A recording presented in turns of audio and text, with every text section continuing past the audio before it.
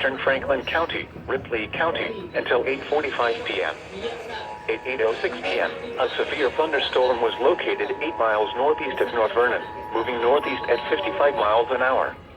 Hazard, 60 miles an hour wind gusts. Source, radar indicated.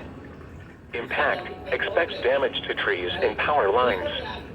Locations impacted include Batesville, Versailles, Milan, Osgood, Oldenburg, Lake Santee, Sunman, Metamora, Laurel, Holton, Napoleon, Millhausen, Rexville, Huntersville, Hamburg, Pentown, Friendship, Peppertown, Versailles Lake and Buena Vista.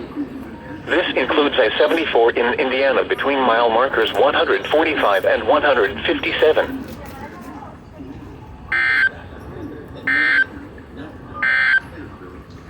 You are listening to Peppertown, Versailles Lake and Buena Vista.